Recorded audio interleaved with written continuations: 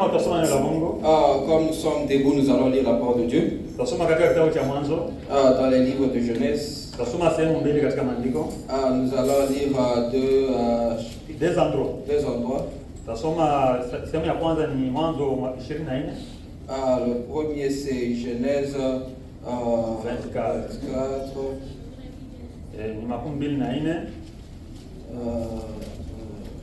Na versi yake ya makumi tano na sita Genèse 24 verset 56. 56. Yeah. Genèse 24 verset 56. Tunasoma katika jina la Yesu Kristo. Nous allons lire au nom du Seigneur Jésus-Christ. Naye akawaambia, il leur répondit, msinikawilishe mradi Bwana amefanikisha njia yangu. Ne me retardez pas, puisque l'Éternel a fait réussir mon voyage. Nipeni ruhusa niende kwa bwana wangu. Laissez-moi partir et que j'aille vers mon Seigneur. Wakasema, na tumwite huyo msichana tumuulize mwenyewe. Alors il répondit, appelant la jeune fille et consultant-la. Wakamwita Rebeka wakamuuliza, je, utakwenda na mtu huyu? Il appelèrent donc Rebecca et lui dirent, veux-tu aller avec cet homme? Akasema, nitakwenda. Elle répondit, j'irai. Ndipo wakampeleka Rebeka ndugu yao na yaya wake na mtumishi wa Ibrahimu na watu wake. Et il laissait Rebecca, leur sœur, et sa nourrice avec le serviteur d'Abraham et ses gens. Wakamubarikia Rebeka wakamwambia, il bénit Rebecca et lui dit, ndugu yetu, uwe wewe mama wa 10,000 mara 1,000 nyingi, na wazao wako waurithi mlango wa hao wachukiao. Oh notre sœur, puisses-tu devenir des milliers, des myriades, et que ta postérité possède la porte de ses ennemis. Rebeka akaondoka na vijakazi wake, nao wakapanda juu ya ngamia, wakamfuata yule mtu, naye huyo mtumishi akamchukua Rebeka akaenda zake. Amen. Rebecca se leva avec ses servantes, elles montèrent sur les chameaux et suivirent l'homme. Et le serviteur amena Rebecca et partit. Amen.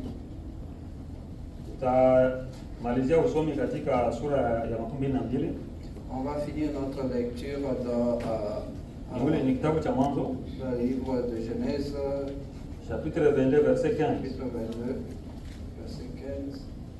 Malaika wa Bwana akamwita Ibrahimu mara ya pili kutoka mbinguni akasema, nimeapa kwa nafsi yangu, asema Bwana, kwa kuwa umetenda neno hili, wala ukunizuilia mwanao wa pekee. Katika kubariki nitakubariki, na katika kuzidisha nitauzidisha uzao wako kama nyota za mbinguni na kama mchanga ulioko pwani, na uzao wako utamiliki mlango wa adui zao, na katika uzao wako mataifa yote ya dunia watajibarikia, kwa sababu umetii sauti yangu. Amen. L'ange de l'Éternel appela une seconde fois Abraham des cieux et dit, je le jure par moi-même, parole de l'Éternel, parce que tu as fait cela et que tu n'as pas refusé ton fils, ton unique, je te bénirai et je multiplierai ta postérité, comme les étoiles du ciel et comme le sable qui est sur le bord de la mer. Et la postérité possédera la porte de ses ennemis. Et ta postérité possédera la porte de ses ennemis. Toutes les nations de la terre seront bénies en ta postérité, parce que tu y as obéi à ma voix. Amen. Prions le Seigneur. Nous te disons merci pour ce matin que tu nous as donné. Nous venons vers toi. Ta parole a dit afin qu'on se parle. Parle afin que nous parlons. Afin que even notre état est rouge, tu peux le rendre plus blanc que la neige. Nous venons vers toi afin que tu nous sanctifies. Parle à tout un chacun de nous de manière particulière. Même si nous sortons d'ici, nous soyons transformés par ta parole. Je crois que ta parole peut changer nos vies. Nous prions et nous t'adorons au nom du Seigneur Jésus-Christ. Amen. Vous pouvez vous asseoir. Nous avons notre petite lecture qui vient du livre de Genèse. Il y a une parole qui a été citée 2 fois. La première fois, elle a été citée par Dieu lui-même. Pour la deuxième fois, nous avons vu qu'il y a des gens aussi qui ont cité cette parole. C'est de quelle parole dont tu es en train de dire que les gens t'ont parlé aujourd'hui? Dieu a parlé à Abraham et lui a dit que moi je vais te donner une semence. Et Dieu a parlé avec un vieux homme.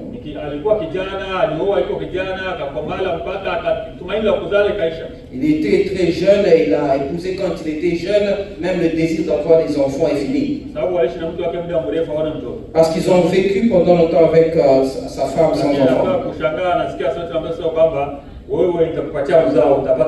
Mais ce qui est surprenant, on lui a dit que toi, je te donnerai un enfant. Et quand Dieu dit une parole, il le fait. Et Dieu, c'est un Dieu des paroles.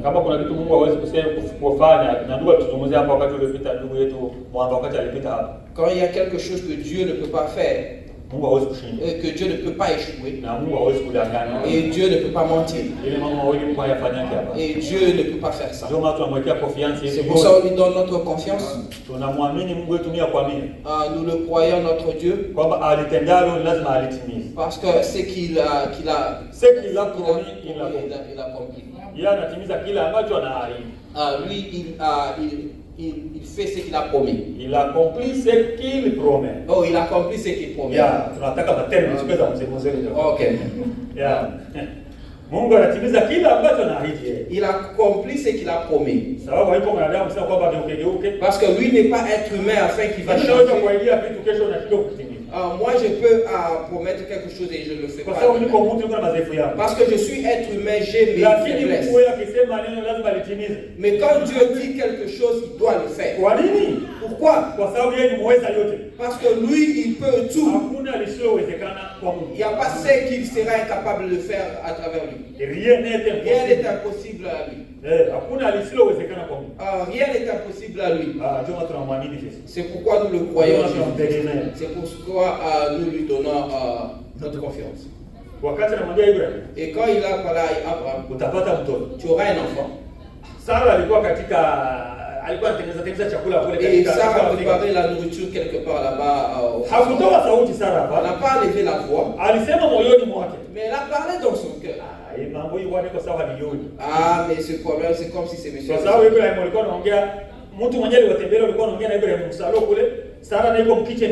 Parce que la personne qui les a visités parlait avec Abraham au salon et Sarah avec ses histoires dans la cuisine, elle a mangé certaines. Et on disait à Abraham que ta femme, on va la visiter, pendant ce temps elle aura un enfant. Et quand Sarah a écouté ce message, elle dit que laisse-moi que je finisse faire sa nourriture. Peut-être elle ne connaît pas la femme. Elle a déjà dépassé l'état d'être appelée femme.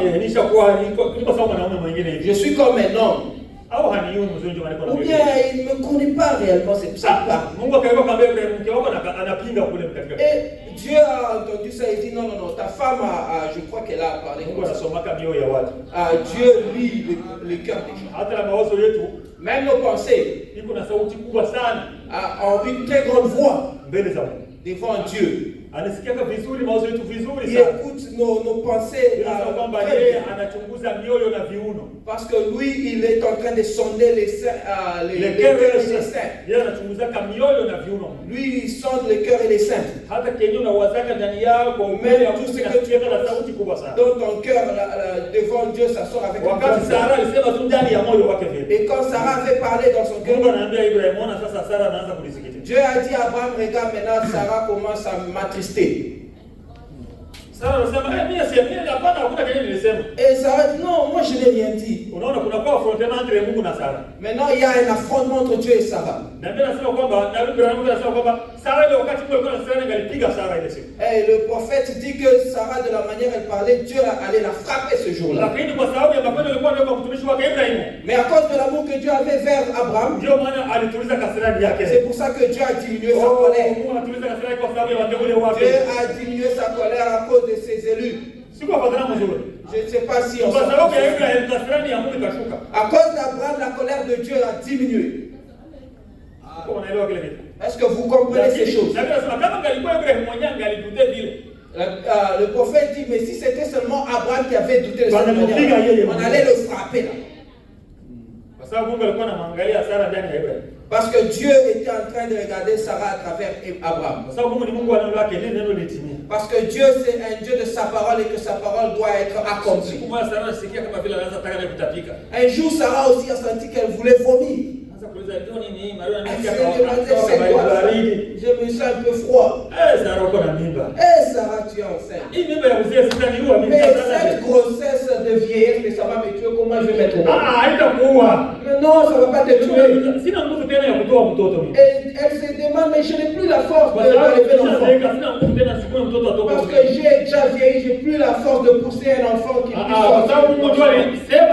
Parce que c'est Dieu qui a parlé. Il est vraiment important qu'il a compris. C'est pour ça qu'on a vu Sarah. Son corps commence à changer un peu. Elle commence à être jeune, un peu très belle. La force est redevenue. Même le roi Abimelech l'a envié encore. Oh, nous serons changés aussi. Nous serons rajeunis aussi. Amen. Si Dieu a rajeuni Sarah, il y a une promesse de nous rajeunir aussi. Dans l'enlèvement, nous serons rajeunis. Dans le millénium, nous serons rajeunis. Dans l'éternité, nous serons rajeunis. Et les choses vont tomber. Les rides vont tomber. Ça va sortir. Il y aura un jeune Yégaïga qui est beau comme celui-ci. Je ne serai pas blanc, non. Je serai comme je suis. Mais avec l'âge de la jeunesse. C'est ce qu'on nous dit ici. C'est ce que Job nous a dit. Job a dit, on va régénérer et devenir jeune. Comme le frère Branham. Même frère Branham. Un jour, il dormait dans son lit. C'était un matin. Il a commencé à penser. Si j'étais jeune. Maintenant, j'ai des cheveux blancs. Mes jours de sortir à la terre viennent. Si on pouvait me dire où j'irais un jour. Si on devait me faire goûter aujourd'hui, là où j'irais un jour, j'allais être un homme heureux sur la terre. Il a écouté une voix qui lui dit, tu veux goûter cet endroit. Laisse-moi t'amener à cet endroit. Il s'est vu un peu. Là où il dormait, le Branham est resté là-bas. Mais le vrai Branham est allé quelque part. Je ne sais pas si vous me le comprenez. Et il a vu les frères et les sœurs venir l'embrasser. Oh, bien-aimé frère, oh, notre frère bien-aimé. C'est toi qui nous as amenés vers Si nous sommes ici, c'est à cause de toi. Si nous sommes ici, c'est à cause de toi. C'est à cause de l'évangile que tu nous as prêché. Et quelqu'un est venu l'embrasser. Une sœur est venue l'embrasser. Et moi, j'enseigne que les sœurs ne vont pas nous embrasser. Mais l'amour qui est là, ça dépasse tout. C'est un amour divin. Et la sœur dit, tu te souviens de moi? Il dit, moi je ne te connais pas. C'est moi que tu as prêché, j'avais l'âge de 90 ans, 90 ans. 90 ans, pas 90 ans, pas moi. De 90 ans. Mais c'est une vieille dame pour nous. C'est notre grand-mère. C'est notre grand-mère. Alibatiza kwa 90. Mais elle a été baptisée, elle avait 90 ans. Lakini wakati ngambo ya pili ya pazia kule. Mais au-delà Au-delà du milieu de temps. Alimwona ni kasheni kanakuja nampokea. Mais il a vu que c'était une jeune fille qui est venue l'embrasser. Anasema ni mimi ule. Il a dit mais c'est moi celui-là. Mais c'est toi qui nous as prêché. On va être rajeuni. C'est ça mon corps maintenant. Amen. Nos corps ici. Même si on a des maladies et des problèmes, nous avons d'autres corps qui nous attendent. Là, on va vivre éternellement. Nous sommes en train de parler d'Abraham avec et sa promesse. Parce qu'on lui a promis un enfant. Et l'enfant est venu.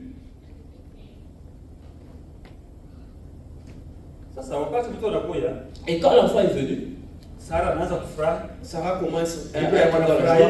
Abraham être dans la joie. Le test est venu. Le prophète a dit que chacun de nous doit passer au test.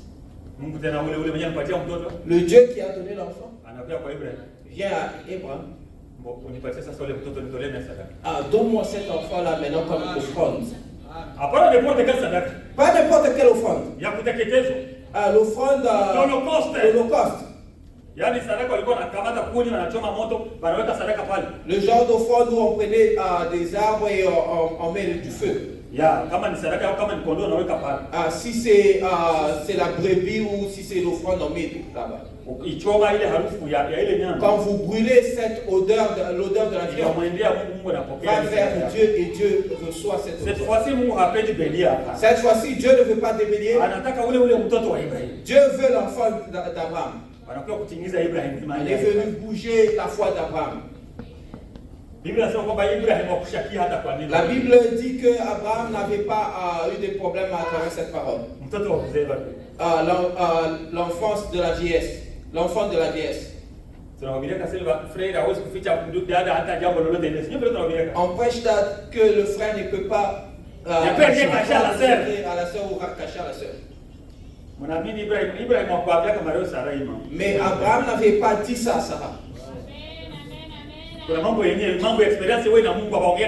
Il y a certaines choses, ton expérience avec Dieu ne parle pas aux autres. Si Abraham était parti à Sarah, tu sais la nouvelle. Le monsieur là qui nous a dit qu'on aura un enfant là. Il est venu et il m'a dit que je le donne l'enfant et j'allais donner ça comme une offrande. Il ne pouvait même pas sortir à la maison. Vous savez cela? Il ne pouvait même pas sortir à la maison. Sarah était surpris. On lui a dit seulement une partie de la vérité. Nous allons offrir un holocauste. Sarah savait que d'habitude Abraham va donner un holocauste. Lui qui avait beaucoup de sacs d'élevage. Il pouvait juste prendre un au milieu de ses et il dit on ira avec Isaac. Ok, pas de problème. Et Sarah ne savait rien qui se passait là-bas. Vous savez, si Sarah le savait, l'amour qu'elle avait pour Isaac. Deux fois, je me pose la question. Si Abraham avait tué l'enfant et tout fini par là, et qu'est-ce qu'il allait dire en entrant chez Sarah? Parce que les mamans, avec l'amour de leurs enfants, ce que je suis en train de dire, seules les mamans comprennent réellement ce qui se passe. Abraham a fermé et il est parti pour son voyage. Et il a dit à son fils, nous allons donner un holocauste. Et ils ont commencé le voyage. Parce qu'Abraham avait des serviteurs. Ils ont fermé des arbres. Et ils sont arrivés vers la route. Le fils s'est rappelé une question. On a commencé à tester Abraham. L'enfant a commencé à poser la question à son père. Père, on est en train d'aller offrir une offrande. naona kuni ziko. Mais je vois des branches ici. Nous avons les bois, disons. Nous avons des bois ici. Ça kondoo wa sadaka quoi? Et où est maintenant la brebis de l'offrande? Musikie le swali. Est-ce que vous écoutez ce genre de questions? Sadaka iko na uza sadaka. Mais l'offrande est en train de poser l'offrande. L'offrande demande l'offrande. L'offrande est en train de demander l'offrande. Si vous comprenez, je ne sais pas si vous comprenez. L'offrande demande l'offrande. L'offrande demande l'offrande.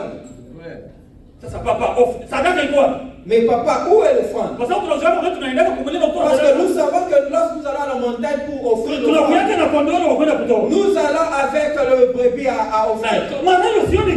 Mais je ne vois pas des brebis. Tu as oublié qu'on rentre à la maison comme ah, mon petit, ne vous en faites pas.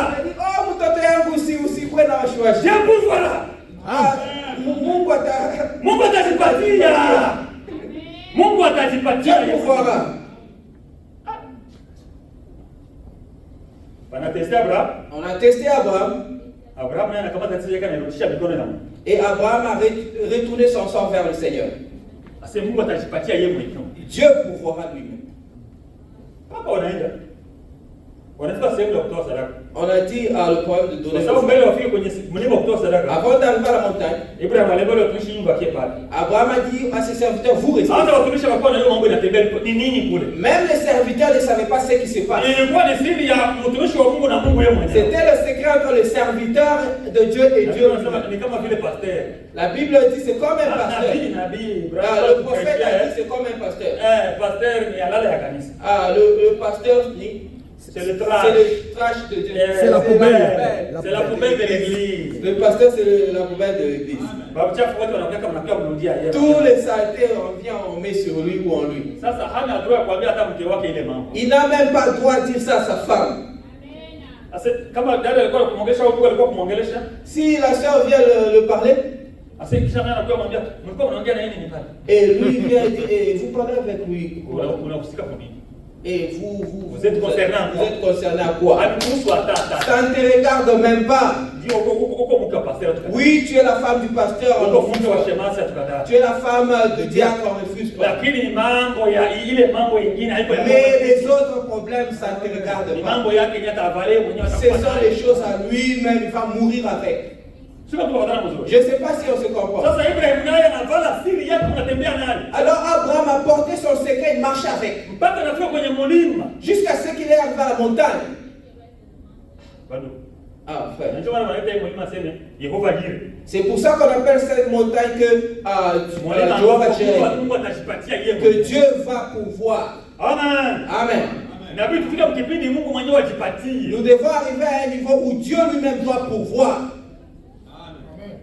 Je ne sais pas si les gens comprennent ces choses.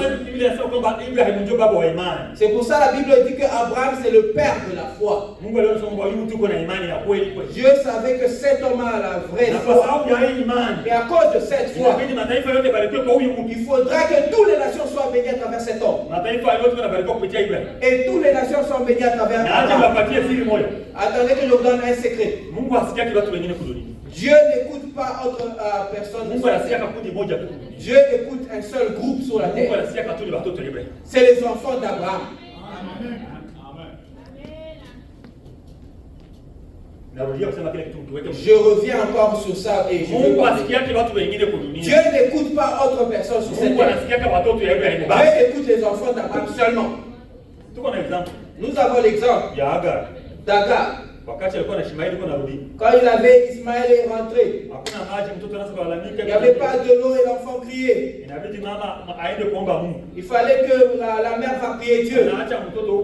Elle laisse l'enfant ici, elle est partie crier là-bas. Quand elle priait Dieu, Dieu n'entend pas l'enfant, la maman. Mais il écoute l'enfant, la voix de l'enfant d'Abraham. Amen. Amen. Les Écritures disent Dieu a écouté la voix de l'enfant. Il n'a pas écouté la voix de la femme. Et puis là-bas, mais Dieu est occupé avec le fils. Même quand Jésus est venu, quand il se rencontrait avec les gens, il disait que celui-ci aussi est l'enfant l'enfant d'Abraham. Huyu naye ni binti wa Ibrahim. Celui-ci aussi est la fille d'Abraham. Alikuwa anaangalia huyu wa Ibrahim. Il regardait, ah, celui-ci il est d'Abraham. Amen. C'est le sauver. Amen. Tutafika kule. Nous allons arriver là-bas. Sasa Alors, Ibrahim kwenye mlima. Abraham à la montagne. Mtoto anakuwa kuchikuta tu banamfunga kama. L'enfant se retrouve qu'on l'a fermé des cordes. Watoto ya leo si karate taanza bali. Les enfants d'aujourd'hui, mais c'est le karaté qui va commencer là. Baba baba ile message yako mesi Il dira, papa, ton message là, moi je ne le connais pas. C'est moi que tu veux sacrifier. Tu as laissé le brebis, maintenant tu veux me sacrifier. Ah, quel genre de Dieu. Mais il s'est humilié, cet enfant. Regardez ce que le père va faire. Et Abraham sans peur,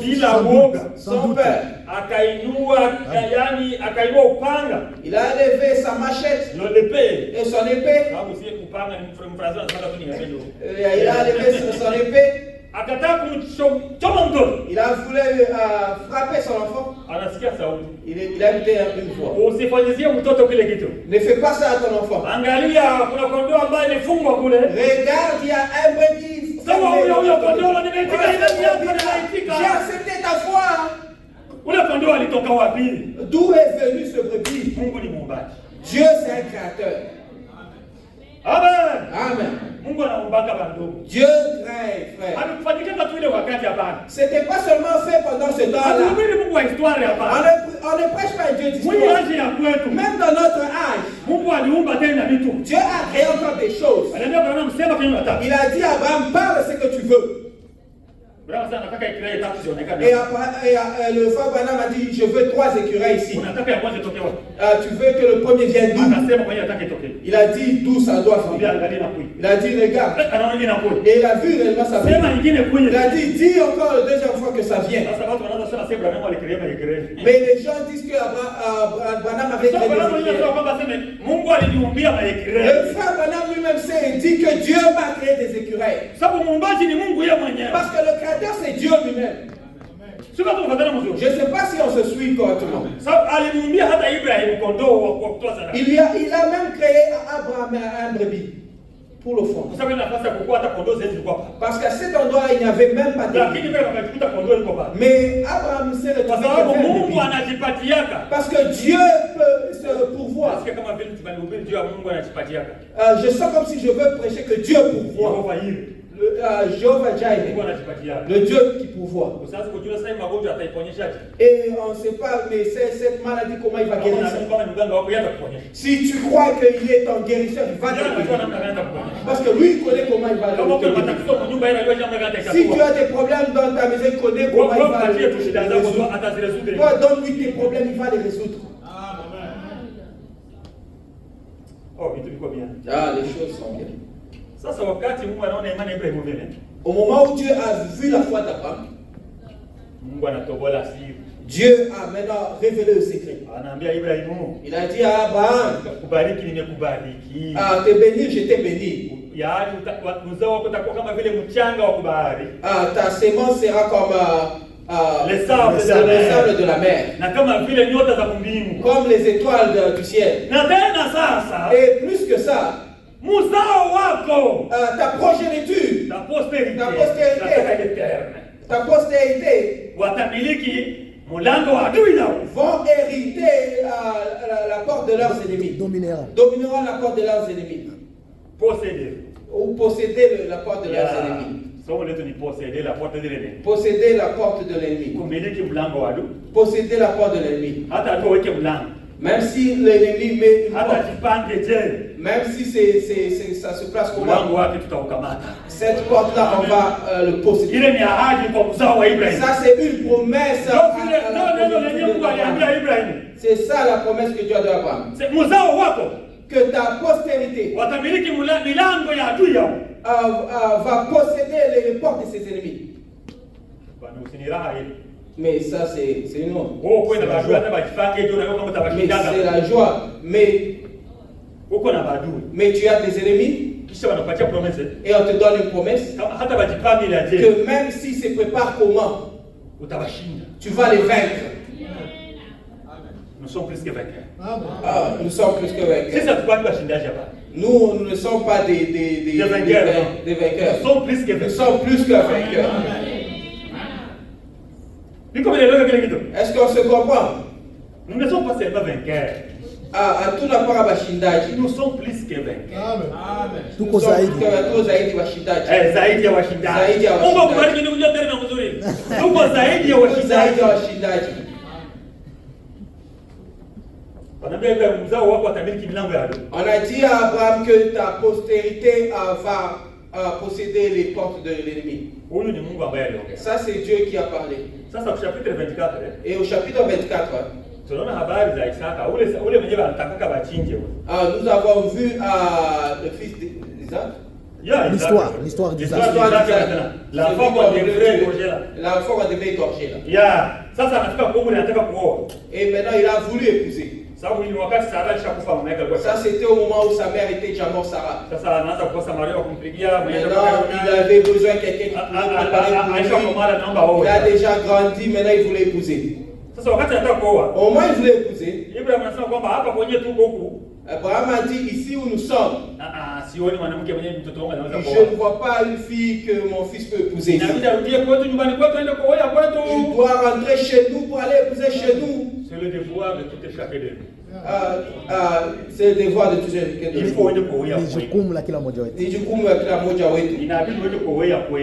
Vous devez aller épouser chez vous. Attendez que je vous donne un petit exemple. Si tu connais que tu es congolais, va épouser ton frère congolais. Mais pourquoi vous ne dites pas même?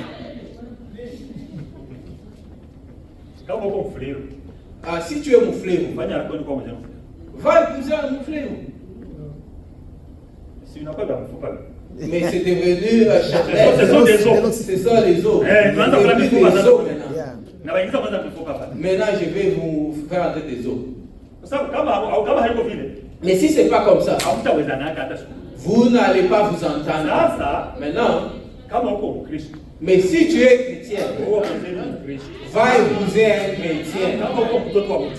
Si tu es enfant du message, épouse un enfant du message.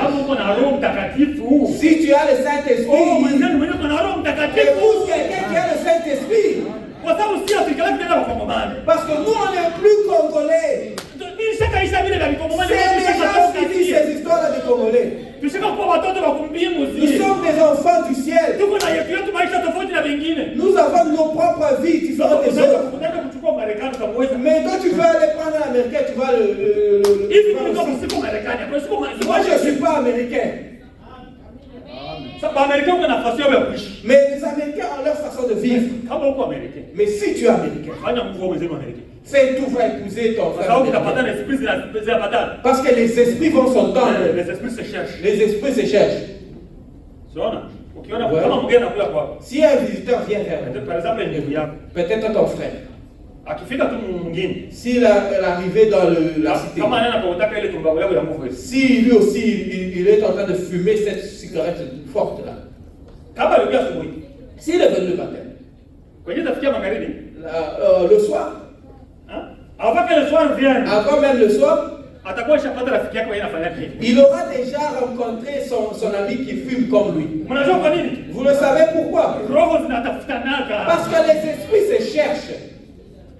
Est-ce qu'on se comprend? Nous regrettons même les frères. Nous regrettons les frères. Qu'il n'y a pas des sœurs dans l'assemblée. Quand on vous donne des lunettes que vous puissiez bien voir. Est-ce que vous voulez des lunettes? Tu es américain. Ou quoi américain? Tu es ou quoi américain? Il est américain. Tu es américain. Il voit les chrétiennes. Je crois mal on a Christ. Non, ça c'est pas. Et si aussi la sœur c'est une américaine, quand elle porte et regarde les frères, elle dit il n'y a pas de frères ici. Il n'a pas de bons frères. Il n'y a pas de bons frères. Elle sait déjà dessiner le genre d'homme. Elle sait déjà imaginer le genre d'homme dans sa tête. Comme ça. On a oublié au rendez-vous dans la moulin. Avec les épaules tombées. Sasa kama naona wandugu yetu na mabega kuanguka. disqualifié. Ils sont disqualifiés. Haiko naangalia Saint-Esprit yuko ndani ya yule mtu. Elle ne voit pas le Saint-Esprit qui est dans la personne. Haiko naona neno yuko ndani ya Elle yule. ne voit pas la parole qui est dans la Dada personne. angalia kwanza neno yuko ndani ya wako. Sœur, regarde la parole qui est dans le frère. Frère angalia neno yuko ndani Et ya vous, wako. frère, regardez la parole qui est dans les sœurs. Ndio kwamba yote inatembea mzuri. Et vous allez voir que les choses marchent. Ukienda kule kule wewe pina tu. Que vous allez de l'autre côté, enlève tes pieds ici et vas-y. Utasumbua hapa na problème. Tu auras des problèmes. Tu vas nous embêter avec des problèmes. Tu vas nous embêter avec des problèmes. Alors frère, maintenant cette femme-là, vous voyez Oh, maintenant. nous, les bibi, où les. Qui t'a envoyé de l'autre côté? C'est ça ton goût. Le prophète a prêché ce sujet-là. Ah, le filtre d'un homme qui réfléchit. Et le goût d'un homme qui pense. Le goût d'un homme qui pense. La haja yake ya ndani. Le prophète a prêché le choix de l'épouse. Il a dit, si vous voulez connaître la personne, c'est le temps de choisir. Amen.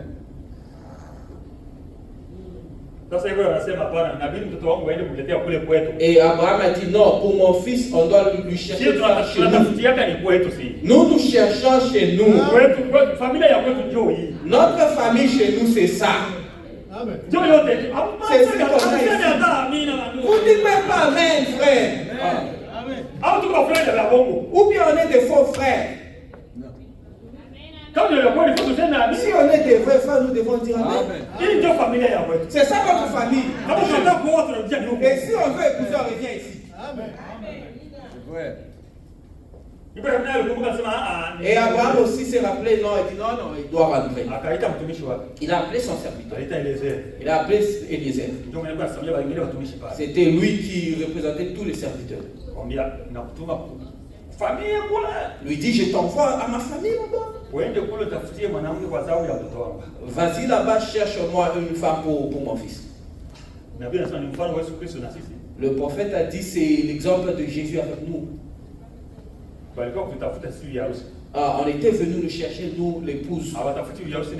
On ne cherche pas l'épouse n'importe qui. L'épouse est parole. La parole. Nous aussi, on parlera un jour de l'épouse parole. L'épouse doit être la parole complète. Parce que le mari lui-même, c'est la parole. L'époux lui-même, c'est la parole. Quand on a envoyé le serviteur maintenant, Abraham a dit, promets-moi ici, ou jure devant moi ici. Si tu iras jusque chez mes frères là-bas, il dit, j'irai là-bas. Et quand le serviteur est parti dans sa route, il pensait dans son cœur, comment est-ce que je vais trouver une femme qui est digne pour mon Seigneur? Parce que ce jeune garçon, c'est un bon garçon qui est calme et posé. Il doit aussi trouver une femme qui est posée. Je ne dois pas aller ramasser n'importe comment. Je dois dire à Dieu de m'aider. Dieu, là où j'y vais. Si je pars là-bas au puits où les femmes puissent de l'eau, si je trouvais une femme là-bas, et que je la demandais de l'eau, je la demandais seulement de l'eau à boire, et elle accepte de me donner de l'eau, non seulement moi, et aussi tous les chameaux que je pars avec. S'il donne aussi aux chameaux de l'eau, qu'elle soit la femme que tu as choisie pour le Seigneur. Vous voyez, votre ami a cru en ce qu'il parlait. Et il est arrivé au puits. C'est au moment où Rebecca est arrivée. Parce que Rebecca était la fille de Bethuel, la grande sœur de Laban. Et Laban était son frère. Elle est partie au puits puiser de l'eau, elle ne savait pas ce qui va arriver. Sœur, tu dois être chrétienne partout. Amen. Frère, tu dois être chrétien partout. Il faudra qu'au boulot qu'on sache que tu es chrétien. Partout où tu te tiens debout, tu es chrétien. Il ne faut pas dire non, peut-être ici personne ne me voit. L'œil du Seigneur te voit partout. Je me souviens d'une histoire qu'un professeur nous a donnée. Un professeur a donné un test aux enfants. Il enseignait la religion parce que là chez nous on enseigne le cours de religion. Elle dit aux religions, préparez-vous pour l'examen, beaucoup auront des zéros. Mais comment on aura des zéros aux religions? Parce qu'il les avait déjà enseignés que Dieu voit partout. Et le jour de test, il a amené une poule. Une poule. Chacun une poule. Et leur a dit allez tuer cette poule. Et rassurez-vous que personne ne vous a vu. Et quand vous tuez cette poule, et rassurez-vous que personne ne vous a vu. Quand eux tous sont partis, se sont cachés dans les maisons, ils ont tué sans peur. Un seul d'entre eux était surpris. Mais le professeur a dit Dieu voit partout. Ici, donc je ne saurais pas tuer, Dieu m'a vu. Je ne sais pas si on est en train de se voir. Je ne sais pas si vous comprenez ça. Et il a voulu tuer, il dit non, c'est ça même le piège. Dieu voit partout. Il est rentré chez le professeur que j'ai échoué de tuer. Pourquoi? Il dit pourquoi? Mais tu nous as appris que Dieu voit partout. C'était ça la réponse. Amen. Ça c'est pour nous aider. Partout tu iras. Souviens-toi aussi de regarder vers le haut. Parce que beaucoup de gens regardent à gauche et à droite. Mais quand vous regardez à gauche et à droite, regardez vers le haut aussi. Dieu te voit. Il a un témoin qui te regarde tous les jours. Même aujourd'hui à 7 heures, vers le jour, le soleil te regarde. Si c'est la nuit, la lune et les étoiles te regardent. Dieu n'a jamais manqué un témoin. Amen. Dieu n'a jamais manqué un témoin.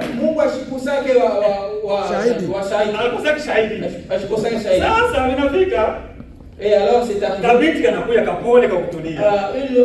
La sœur est arrivée, elle est calme et douce. Et wakutulia. On lui a dit, tu vas me donner de l'eau. Je vois même des chameaux, ils ont besoin d'eau. Ils ont soif. Je vais les donner aussi de l'eau. Est-ce que vous savez, les chameaux boivent combien de litres d'eau? Il faut travailler, frère. C'est travailler vraiment. Sœur, si tu veux être marié, tu dois travailler pour ton mariage. Quand le frère regarde, si je ne pousse pas celle-ci pour moi, c'est je n'aime pas une autre sœur, seulement celle-ci. Toi-même, tu vas te donner les scores. Le marché. Vous êtes dans un marché. Vous devez le savoir. Qui peut mettre au monde sa fille et ne veut pas qu'elle soit mariée? Parce qu'aujourd'hui, il y a une chicote que les gens... Il y a des fléaux que les gens... Parce que les gens disent, avant Dieu frappait les gens des fléaux, mais pour les membres peut-être les gens...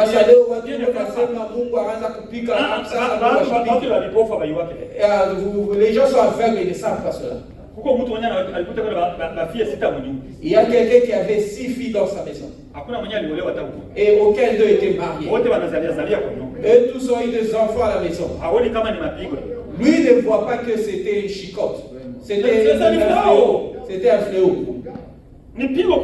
C'était un grand fléau. Parce que tous nos filles qu'on a, nous voulons que demain qu'elles puissent être mariées. Nos fils aussi que demain qu'ils viennent des beaux-pères. Attendez que je vous conseille, frère. Vous voyez sur toute la terre ou le monde. Parmi les gens. Parmi les gens que vous voyez sur la terre. Il n'y a qu'un seul qui veut que tu puisses avoir une vie plus que celle. C'est ton parent. C'est ton parent. Il nous a dit. Chaque parent veut que son fils puisse avoir une belle vie plus que lui. Qui ne veut pas cela ici? Même les parents ne disent même pas. Chaque parent veut que son fils puisse avoir une vie plus que la sienne. Mon fils, tu vois, moi, je n'ai pas fini les études parce que je n'avais pas de diplôme. Toi aussi, fais le tout pour étudier afin que tu sois quelqu'un dans la vie. Il veut que tu sois meilleur plus que toi. Que tu sois, en attaquant au pouillé ou mouchidier. C'est seulement ton père ou ta mère qui veut que tu sois. Les autres n'aiment pas que tu les dépasses. Je ne sais pas ici ça se comprend. Et Rebecca est en train de servir. Il faut servir. Oui, il faut servir. Et les heures s'est agenouillé et dit merci Dieu, tu as écouté tu as aidé mon papa. Ces trucs-là, les anneaux là-bas. Les anneaux là, c'était depuis longtemps. Il a levé un anneau. Et tout ce qui mettait comme bracelet, il a levé, c'était en or. Il a commencé à faire porter ça à Rebecca. Et le prophète dit, vous voyez, l'épouse l'a fait porter une alliance. Elle n'était pas mariée. Il dit c'est comme ça parce que nous avons quelqu'un qui est venu nous fiancer. Dieu nous a envoyé aussi quelqu'un pour nous préparer. Nous a envoyé le Saint-Esprit. Alors le Saint-Esprit nous a donné des dons. Et il y a d'autres cas, il reçoit les gens, ils parlent en langue. Non, c'est un don. Nous voulons entrer au mariage. Ah, ce soir, vous pouvez avoir ce don-là et puis vous perdez avec ce don. Vous perdez avec votre dos. Vous ne vous portez à la les deux et les appels sont sans récantant. Ah,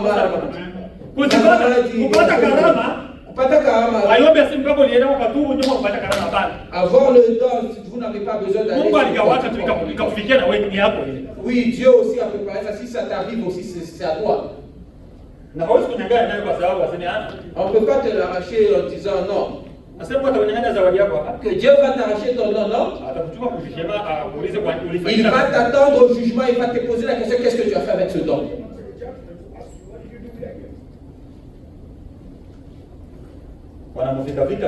On a fait porter des histoires. Et chez vous, c'est où? Allons chez vous. Si chez vous, il y a un endroit où je peux mettre mes couteaux.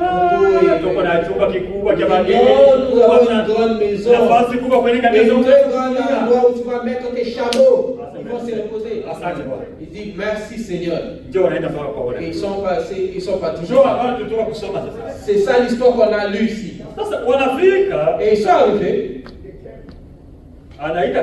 Et il a appelé son frère. Et le frère est venu au puits. On a commencé à l'expliquer l'histoire. Et le frère a dit, tu as trouvé le succès vraiment dans ton voyage. Allons-y, allons chez nous. Tu es arrivé à la maison. On a commencé à lui préparer la nourriture du serviteur. Frère, ici il y a une bonne écriture, c'est un conseil. Et quand on lui préparait la nourriture, il dit je ne peux pas manger sans dire mon message. Ne va pas manger sans amener le message qui t'a amené à moi. C'est bien d'être riche. Mais si tu as un message qui t'a amené, dis d'abord le message. Moi j'ai un message chez nous, j'ai un exemple de ça. Il y a quelqu'un qui est parti demander une bêche chez son ami. Et il a trouvé son ami en train de manger. Il a dit, tu es la bienvenue manger à table. Il a commencé à manger, il a oublié de dire ce qu'il a. Et en mangeant, quelqu'un d'autre est venu demander la même bêche. Arrivé, tu es la bienvenue à la table. Il dit non, moi je suis venu d'abord demander la bêche. Mais celui qui mange, je dis, c'est ce qui m'a amené aussi. C'est ce qui m'a aussi amené. Le propriétaire de la maison avait dit. Maintenant, mwenye nyumba anasema. Toi tu es venu manger. Wewe ulikuwa kula. Toi mange d'abord. Wewe kula mbele. C'est lui qui est venu pour le bêche, je vais lui donner. Mwenye anakuya juu ya bêche utampatia aje. Si on va le donner.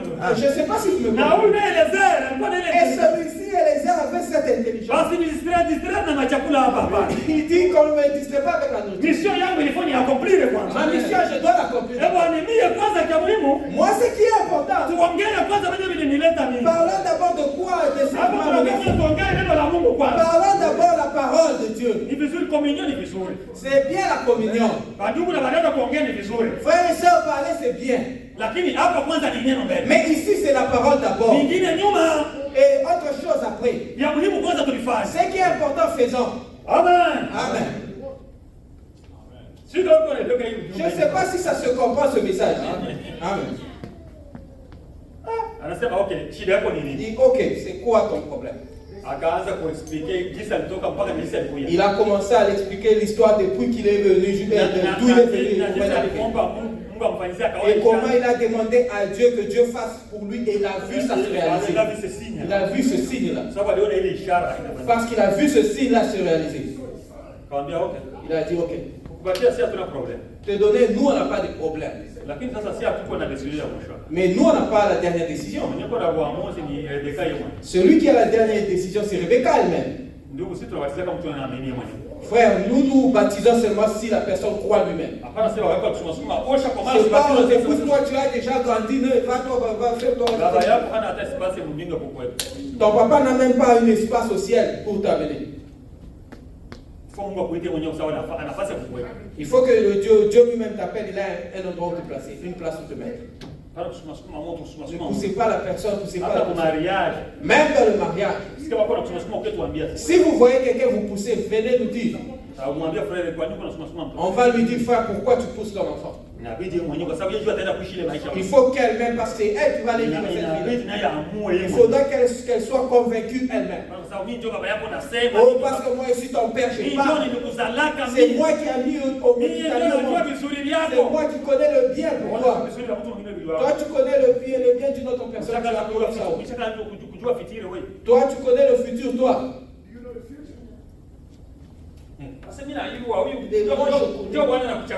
Ça c'est le mari que j'ai choisi pour toi. Non, pas dans ce message. Et vous aussi vous dites, ah, nous allons choisir nous-mêmes. Et tu vas nous amener quelqu'un qui a un ici avec un pantalon. Ah, on va les chasser et les Écritures sont là. Cette parole, c'est un épée à double tranchant. Ça frappe à gauche, ça frappe à droite. Et si on frappe ici, non, on t'a laissé une liberté. Non. Les Écritures disent ceci. Comme une fille est chez son père, elle dépend de son père totalement. Quel que soit ce qu'elle peut faire, il faut que le père accepte cela. Même si qu'elle fait le vin. Par exemple, ici, une soeur, elle vient et dit, Dieu m'a béni. Je vais offrir $5,000 pour qu'on achète une église. Si le papa écoutait ce message-là, et il a dit, il voit que cet argent-là, non, ça a une autre importance. Le frère a le droit de se tenir debout ici dans la salle. Il dit, non, ça ne va pas se faire.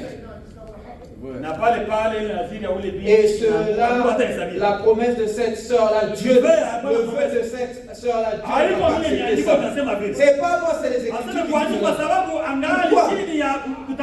Parce qu'elle est sous la domination de son père. Même une femme qui est mariée, akiweka vile, quand elle fait un vœu, wakati mwaka ataisikia, et quand son mari va écouter, yuko na nguvu ya kuivunja pale pale. il a le pouvoir de détruire ça au sur le champ. Et quand il détruit ça sur Mungu hata la mhesabia ile vile ya Dieu ne va pas accepter ce vœu-là. hapana kwa wanaume. Pas chez les frères. Wewe kiano kiweka vile yako mwana kuhesabia. Toi, le frère, quand tu mets ton vœu, Dieu écoute ça, il fait. Si kama yuko naelewa. Je ne sais pas si ça se comprend. Sasa banauliza Rebeka. Et on a demandé à Rebecca, Utaenda na huyu mgeni. tu iras avec ce visiteur. C'est étranger. C'est étranger. Étranger. Parle avec cet étranger. Rebeka anasema mimi. Et Rebecca dit, moi, Niko naenda. moi je m'en vais. Basha niadisia habari za mume wangu kule On m'a déjà dit la nouvelle de mon mari. Moi, c'est un bon homme qui est calme et humble. C'est de quoi on parle ici? On parle d'une histoire d'un homme appelé Jésus-Christ. On vous appelle au mariage. Heureux ceux qui iront pour le mariage de l'agneau. Ils sont invités à la noce de l'agneau. Heureux ceux qui sont invités à la noce de l'agneau. De l'agneau. C'est une bonne invitation. Ça, c'est une invitation. Nous sommes aussi venus ce matin. Nous sommes aussi en train de cajoler.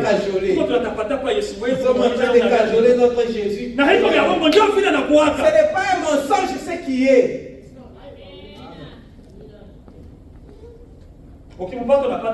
Si vous le trouvez, vous trouvez tout. Le Seigneur dont on vous dit de suivre, si vous l'acceptez seulement, il devient tout pour toi. Rebecca aussi, quand elle a entendu cela, le cœur a battu. Parce que l'Esprit de Dieu au fond de nous est en train de témoigner que ce qu'on reçoit est vrai. Et l'Esprit de Dieu est en train de témoigner que nous sommes les enfants de Dieu. Il a dit j'irai. Avant qu'elle parte, on a commencé à la bénir. C'est pour ça, sœur, c'est mieux que tu sois béni par tes parents. Parce que toi, un jour, les parents se retrouvent que tu n'es plus à la maison. Oh, elle est en train de dormir chez son boyfriend. Est-ce que vous êtes c'est une folie? Nous comprenons cela. C'est le signal rouge de sa vie. Parce que il n'a plus c'est le signal rouge de sa venue. Le prophète a prêché le signal rouge de sa venue.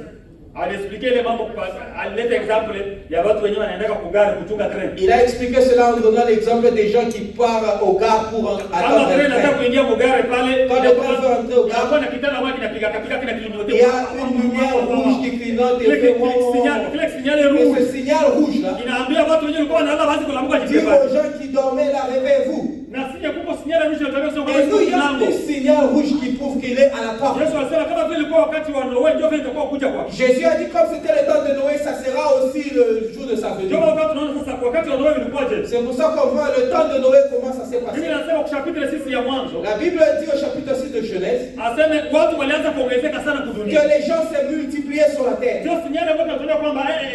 Ça c'est un signal qui montre que nous sommes à la fin. Aujourd'hui, il y a plus de 7 millions de gens sur la terre. Les gens se sont remplis sur la terre dans le temps de Noé. La Bible a dit que les fils sont nombreux. Et elles étaient très belles. Elles étaient vraiment très belles. Que même les fils des hommes ont commencé à les envier. La Bible témoigne dit c'était plus le point de mariage.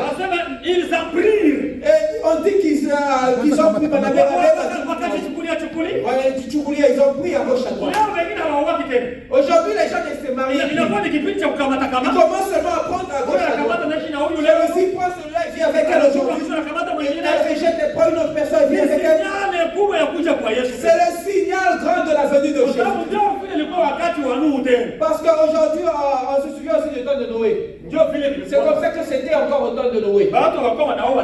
Les gens ne se mariaient plus, mais ils étaient en train seulement de prendre des femmes. C'est pour ça qu'on n'accepte pas qu'on te prenne. C'est mieux que tu prouves que tu as été marié. Tu dois prouver que tu as épousé. Ça c'est un mauvais signe. Rebecca a dit, moi j'irai avec cet homme. Frère, nous regardons à la montre. C'est encore mal. On n'est pas entré à l'intérieur de notre histoire. Nous devons préparer notre enseignement proprement. Mais elle dit j'irai avec cet homme.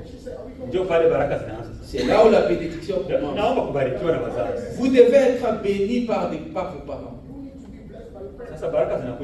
Maintenant, la bénédiction est venue comment? L'inspiration, c'est quelque chose de grand. Ils sont rentrés aux choses que Dieu a dit à Abraham. Notre soeur, là où tu iras, tu vas aussi mettre au monde beaucoup d'enfants. Des milliers. Et ta postérité aussi à toi. Qu'ils puissent hériter les portes de leurs ennemis. Amen. On a dit à Rebecca, ta postérité aussi, qu'ils possèdent les portes de leurs ennemis. Le témoignage de deux personnes, c'est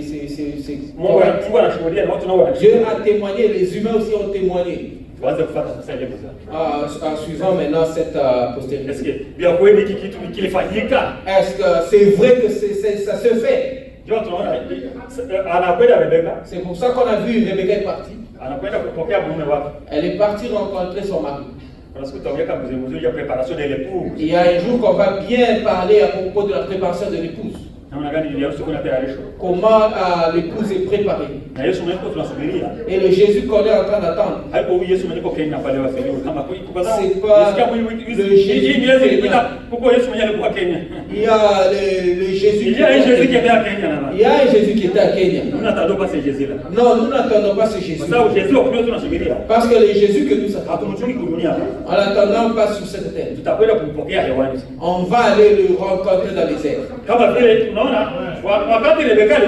Comme vous voyez quand Rebecca est venue, Isaac a quitté chez eux. Il commençait à se promener. Il a écouté une voix. Et les chameaux et celui qui a mené le visiteur venaient en criant. Il disait, mais qu'est-ce qui est en train de crier? Il fallait que Isaac sorte de chez eux et il marchait dans le chemin du champ.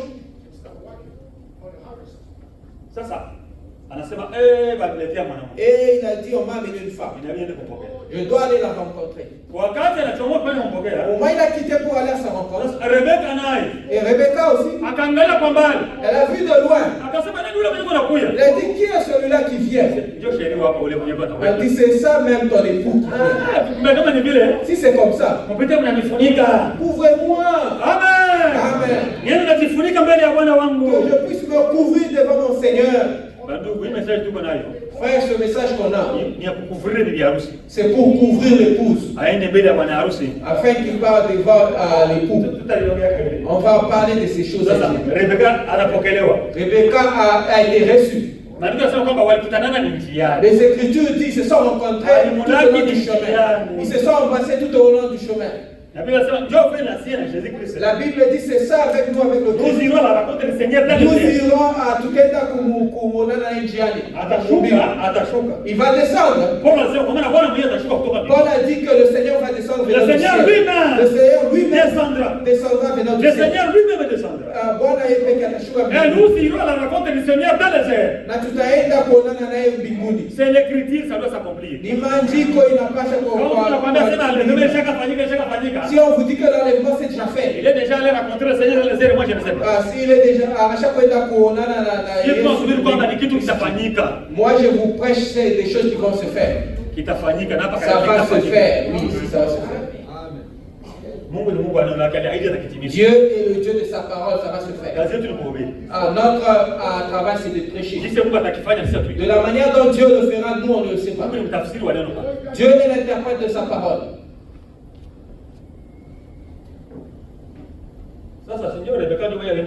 Mais ça, c'est Rebecca lui-même qui est parti. Maintenant, Rebecca est partie donner des enfants pour Isaac. Nous savons comment elle a mis au monde Isaïe et Jacob. Ésaü était né Ésaü. Il a grandi, était Isaïe. Il a épousé, il était Isaïe. Et il était mort, il était Isaïe.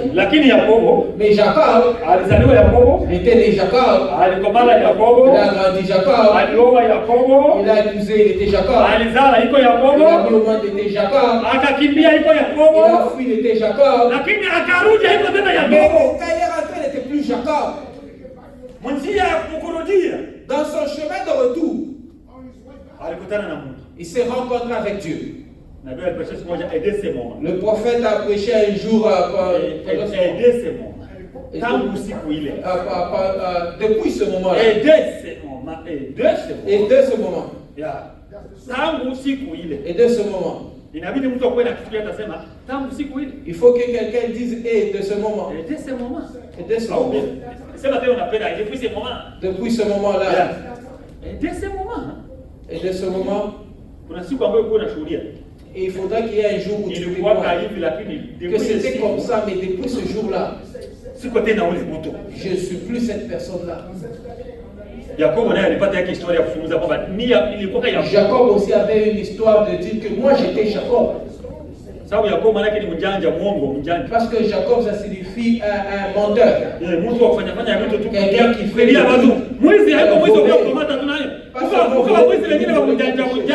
non, il y a des voleurs qui sont vraiment vous voyez comment il avait volé le droit de son frère. Le droit de naissance. Le droit de naissance. Non, c'est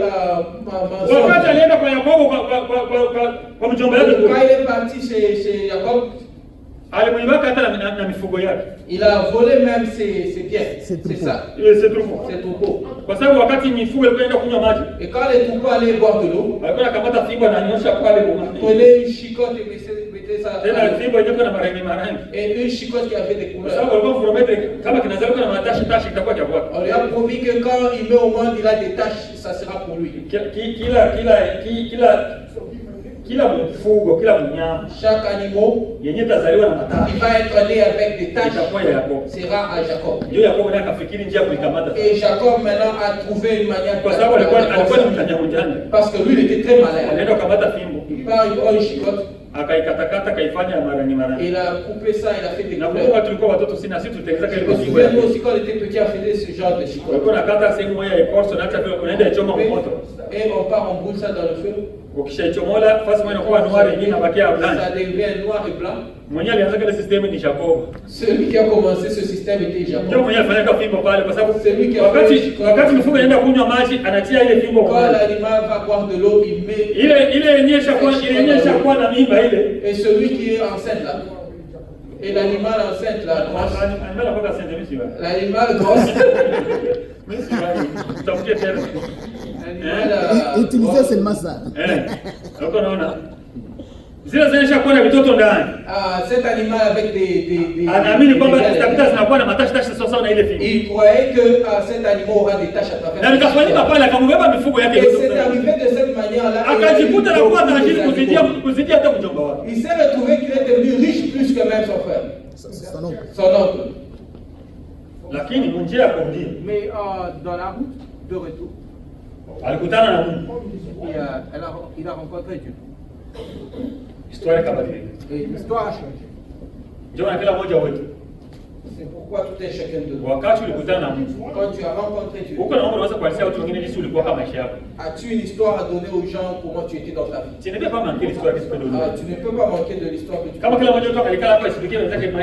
Si chacun de nous peut expliquer sa vie qu'il avait, vous allez dire que tu étais grand. Ndio vile alikuwa nayo. Et c'est comme ça que Maisha yalikuwa na ujanja ile siku aussi ikaisha. la vie qu'il avait là avait changé Wako son maisha nom. ya kwambia hata mlio utaitwa Et Israeli. on a changé son nom qu'à partir d'aujourd'hui sera Mtu mmoja Israël. alipigana na Mungu. Que quelqu'un est celui qui s'est battu contre Dieu. Alipigana na Mungu mpaka akashinda Mungu. Il s'est battu contre Dieu jusqu'au point où il a gagné Dieu. Yeye alimgania kwa sababu alifikia mpaka Mungu anambariki. Oui, il a gagné parce qu'il est arrivé à un niveau où il a été béni par Dieu. Tunaanza kuona ule Yakobo Mungu anambariki anapata watoto. On commence à voir ce Jacob là, Dieu l'a béni, il a beaucoup d'enfants. Anakuwa na mzao mkubwa sana. Il a eu une grande postérité. Lakini tunakuwa kujikuta mzao wake siku moja kwa sababu ya chuki. On a découvert que sa postérité, à cause de la jalousie, Walimchukia ndugu yao. on l'a haï. Walichukia ndugu yao. On a haï son frère. Oh, ils ont haï leurs frères. Ils ont haï leur frère. Habari za Yusufu na ndugu zake. L'histoire de Joseph et ses frères. Wanamuuza na kumuuza. On l'a même acheté. Vendu. On l'a vendu. Unaona Swahili ya Tanzania. Sasa Swahili sisi tunazoea letu ya Kongo. Nous sommes habitués au Swahili du Congo. Congo kuuza c'est acheter. Au Congo, kuuza c'est acheter. Alors que haiko vile. Mais c'est pas comme ça. Kuuza c'est vendre. Kuuza c'est vendre. Kununua ndio kuacheter. Kununua c'est ça acheter. Na sio watu kupita Tanzania vitu kuruka frère. Nous aussi quand on est passé par la Tanzanie, ça kuuza hauna kitu kwa acheter. Mais vous n'avez rien vous achetez. Tulizoea kama kuuzisha. Nous étions habitués au mot kuuzisha ndio tunaelewa ile terme. à vendre. Yeah, walimuuza ndugu yao. On a vendu leur frère. Très bien. Kwa sababu ya jalousie. À cause de la jalousie. Kwa sababu lazima kuonekana kama vile iko na zawadi kubwa katikati Parce yao. qu'il paraissait avoir un grand dent. Yeye kila wakati kuna lota mandoto yake ya kutishatisha mtu Lui, il mwingine. rêvait des rêves différents que Siku moja alilota un jour il rêve. anaona jua na mwezi na nyota yote vinaenda Le mbele yake. soleil, la lune et les étoiles qui se sont agenouillées vers lui. Tafsiri kakuya simekuwa nataka kusema kwamba L'interprétation veut dire, toi tu veux dire que baba yako na mama yako na ndugu yako watakuinamia. ton père et ta mère et tes enfants vont s'agenouiller devant toi. Si ndugu yako Nous tes frères na baba yako et ton père na mama yako et ta mère, sisi wote tutainama mbele nous zako. tous nous allons s'agenouiller devant Kwa toi. sababu jua ni mume, Parce que le soleil c'est l'homme, mwezi ni mke la lune c'est la femme na nyota ni watoto. et les étoiles c'est les enfants. Tutaona ile wakati tutafika kwa Apocalypse chapitre 12. Nous allons voir cela lorsque nous allons arriver à l'Apocalypse chapitre 12. Sasa tutaona mwanamke ambaye alikuwa na mimba. Et quand nous allons voir une femme enceinte, Alikuwa na mimba lakini anafunikwa jua. elle était enceinte mais elle était couverte du soleil. Na chini ya miguu yake kulikuwa na arc-en-ciel. Et en bas de ses pieds il y avait l'arc-en-ciel. Iko na mimba iko nataka kuzala. Elle était grosse, elle voulait mettre au monde, Lakini iko na koroni ya 12 étoiles. mais elle avait une couronne de 12 étoiles. Wakati anataka kuzala mtoto wake Et quand elle voulait mettre au monde son fils, kisha kuko joka wa vichwa visaba akakuya. et vient un serpent avec 7 têtes. Iko na chunga haikuwa anatafuta yule mwanamke hapa. Et ne cherchez pas cette femme, non. Iko anatafuta mtoto mwenye atazaliwa na yule mwanamke. Cherchez l'enfant qui va être Ili né kwamba de cette mtoto femme. wake zaliwa hapa tukamata yule Parce que mtoto quand mmoja. l'enfant va naître, qu'il puisse attraper cet enfant. Lakini sasa yule mtoto wakati alizaliwa Mais quand cet enfant était né, akakuta anachukuliwa mpaka kwa Mungu mpaka kwenye kiti cha il Mungu cha a enzi akakaa kule. été vers le trône de Dieu. Kisha yule mwanamke yule joka akaanza kufanya vita na mwanamke na mzao mwingine ule mwanamke. Ce serpent commençait maintenant à faire le combat avec la progéniture. Ili wote projectile de la La femme. progéniture de la femme. Wakatoliki wakakuja kutafsiria. Et les catholiques sont venus, ils ont été Asa yule mwanamke ni Maria il dit cette femme-là c'est Marie, na ule mtoto mwenye atakuzala ni Yesu et cet enfant-là c'est Jésus, na yule nyoka ni Herode. et ce serpent c'est Hérode. Nasema naona wakati Yesu alizaliwa Herode alitaka kuja Vous voyez, kumkamata. quand Jésus était né, Hérode est venu vouloir le prendre. C'est faux ya kifo. Il n'a pris un hongo. Haiko vile. C'est pas ça. Wakati wana wako na maisha ile mambo, Quand on lui disait cela, walimwambia kwa tuonyeshe vitu vyenyewe vitafanyika. on lui a dit, viens, on va te montrer ce qui va arriver. Ce qui va arriver, très bien. Hapana ce qui est déjà passé. Ce qui va arriver. Amen. Amen. Walimwonyesha ce qui va arriver. On lui a dit ce qui va arriver. Hapana wenyewe vishapita. Pas les choses qui sont passées. Yohana hakuwa anaonyesha wenyewe vishapita hapana. Jean ne recevait pas ce qui sont passés. Alikuwa anaonyesha wenyewe On lui vitakuja. montrait ce qui va arriver. Mambo ya Yesu na Herode ilikuwa vishapita Le zamani. problème de Jésus et Hérode était déjà passé. Maria alikuwa na 12 étoiles. Est-ce que Marie avait 12 étoiles? Maria alikuwa anafunikwa jua. Est-ce que Marie était couverte de soleil?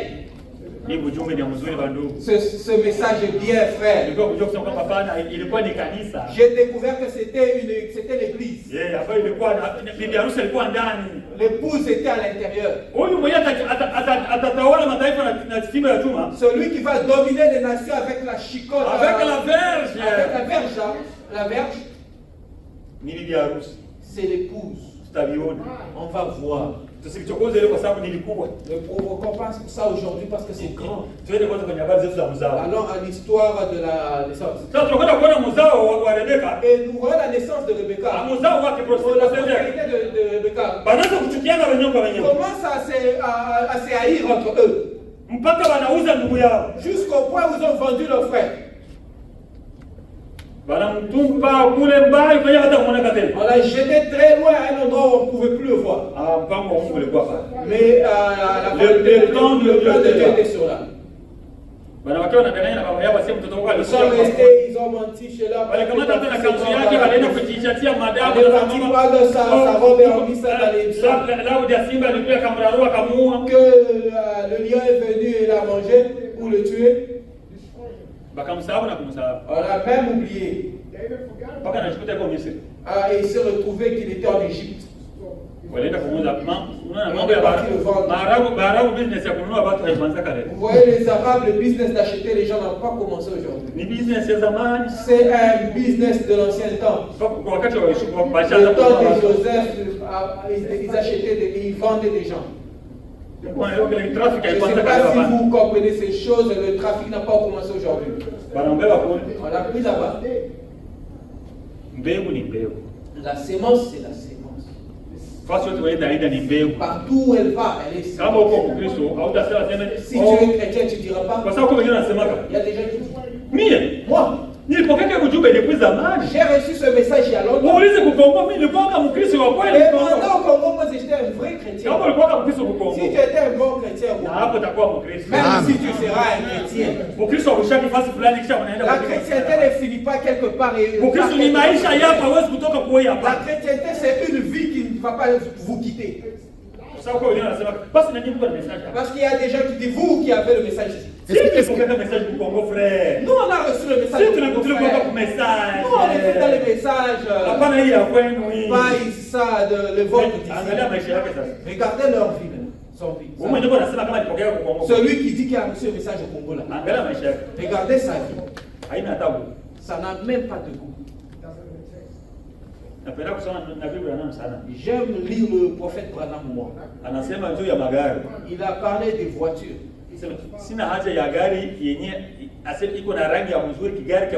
J'ai pas besoin d'une voiture qui a une bonne couleur. Mais ça est dans les garages, ça ne marche pas. Je laisse cette voiture. J'ai besoin de cette voiture là de 1980. Il a deux. Ça donne des films.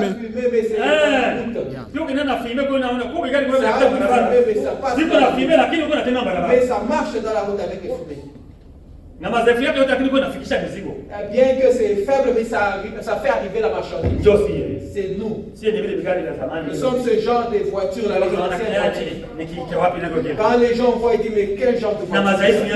Avec nos faiblesses là. Mais nous marchons dans la route. Nous laissons les gens qui sont dans leur route. Mais toi tu as déjà jeté le message. Tu es resté seulement contre ce genre de message, vous n'avez pas le message là-bas. Laisse notre message, même si ça va être fumé. Ce qui est important, on est dans la route. Je ne sais pas si ça se comprend. Et quand on a vendu notre frère, et Dieu a changé les choses. Et il a mis la famille chez eux là. Et il a mis l'abondance du côté où il y avait Joseph. Il y a ceux qui sont bénis, va avec leur bénédiction. Leur bénédiction était Joseph. La bénédiction est partie, ils sont restés dans des problèmes. L'Égypte a reçu la bénédiction. Il y a quelqu'un quand il visite votre maison, il devient une bénédiction. Il y a des gens quand ils rentrent dans la maison, ils deviennent une bénédiction. Vous regrettez même pourquoi vous l'avez reçu. Frère, si le frère vous reçoit, devenez une bénédiction pour sa part. Pas vous entrer dans la maison, vous quittez, vous laissez des gens enceintes. ses enfants. Ses enfants enceintes. Il est un désordre. Ça, c'est un désordre. Kwa laana kabisa. Ça, c'est une malédiction. Inabidi kuwe baraka kwa watu wengine. Vous devez être une Unapita watu wengine washuhudie kusema kwamba Là où vous passez, les gens doivent témoigner que nous voulons cette personne. Yusufu aliingia kwa Egypte ikafika kwa baraka kwa. Joseph est entré en Égypte et il a été une bénédiction. Mpaka wakati alifika tu. Jusqu'au point où il est arrivé là-bas. Yeye kufika Egypte. Quand il est arrivé en Égypte, Bakalima mareo na mifugo wakapata mambegu ya mimi. ils ont récolté beaucoup de choses. Mpaka Farao alipata mandoto. Même Pharaon reçut des songes. Vous connaissez l'histoire des songes, non? Mpaka alikuwa kutafsiri ndoto zake kwa. Et c'était lui qui a même interprété. Sio kama utakuwa miaka 7 ya njala na Il y aura 7 ans de famille. Qu'est-ce qu'on va faire? Il faut qu'il y ait quelqu'un qui est intelligent pour gérer ces choses. On a mis Joseph. Lui qui est parti esclave, pas n'importe quel ministre, mais le premier. Vous ne pouvez pas voir Pharaon sans voir Joseph. Quelle bénédiction. Si vous obéissez Dieu, Dieu va vous élever. C'est pour ça que je dis à nos sœurs, soyez humbles. Ça, c'est un pays d'opportunité. Si vous obéissez et vous êtes humble devant Dieu, vous allez manger le fruit de ce pays. Mettez ça dans votre intelligence. Si vous êtes humble, je vous dis la vérité, au nom de cette parole, vous allez avoir la bénédiction. Mais si vous bougez, vous aurez des problèmes plus que même les païens. Joseph est arrivé là-bas et il a vécu la vie chrétienne. Il a vécu une vie de parole, vraiment. Vous savez ce qui est arrivé là-bas. Ses ennemis là-bas aussi, ses frères là-bas aussi, la famille les a frappés. Vous connaissez comment ils se sont tous retrouvés en Égypte. Joseph a commencé à les recevoir en Égypte. Et on l'a même plus reconnu. Il parlait maintenant l'arabe sérieusement. Et il les a parlé en arabe. Il ne plus les parler en hébraïque. On devait chercher un interprète. Et on a quelqu'un avec un gros ventre là-bas qui mais c'est un homme ici. Et les gars, mes frères ici souffrent. Le prophète nous a donné l'histoire de Joseph et Israël. Jésus et Israël. Jésus est venu chez les siens, ils n'ont pas reçu. Il est venu chez nous, nous-mêmes nous l'avons reçu. Et a fait de nous ses enfants. Parce que le sang a été sacrifié. Parce que l'épouse de Jésus-Christ est venue des nations. Et il va sortir. On va sortir des nations. Comme Joseph était parti, il a épousé en Égypte. Il a épousé une femme égyptienne là-bas. Jésus aussi est venu parce que ses frères l'ont chassé. Et il nous a appelés nous. Et a fait de nous son église. C'est pour ça qu'on sera dans l'enlèvement. L'enlèvement, c'est quoi? C'est de prendre l'épouse et aller le cacher. Afin que Joseph va se faire voir chez ses frères. Jésus aussi va se faire voir chez ses frères. Et quand il va se faire voir, il doit nous mettre nous dans et quand Joseph aussi va se faire voir, il a chassé tout le monde d'abord. Et afin qu'il reste avec ses frères seulement. Eux-mêmes ont commencé à le prophète a dit ceux qui l'ont frappé vont pleurer. La Bible dit ceux qui l'ont percé. Ceux qui l'ont percé. C'est la Matero ce jour-là. C'est la Matero ce jour-là. Parce qu'ils vont le jour où on les découvrir. C'est pour ça qu'on doit être enlevé afin et il viendra maintenant se faire montrer chez ses frères. Nous parlons du message de hériter de l'ennemi. Sasa wanajikuta se sont retrouvés de la haine. Eux tous se sont retrouvés en Égypte. Quand ils sont arrivés en Égypte, ils sont arrivés en abondance. Ils ont trouvé leur frère était premier ministre. Et ils sont partis, on les a construits Goshen. On leur a dit que c'est ça votre endroit, restez là. Et ils étaient en train d'enjoy. Maintenant le enjoyment devait finir. Pour moi ça va finir. Le pharaon qui les a aimés est mort. Et quand son fils a pris le pouvoir, quand Ramsès est entré, la politique a changé. On commence à dire ces gens mais au monde. Quand ils sont arrivés en Égypte, ils ont mis trop. Comme ça, je ne sais pas.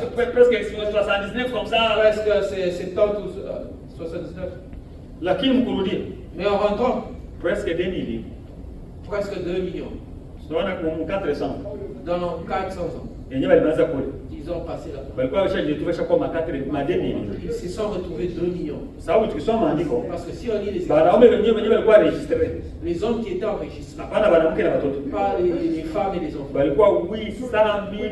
ils étaient 800 000 et quelque chose. Et si vous mélangez les femmes et les enfants, ils étaient le prophète Branham nous a donné 1 sur 1 million. Ils ont sorti presque 2 millions. Dans le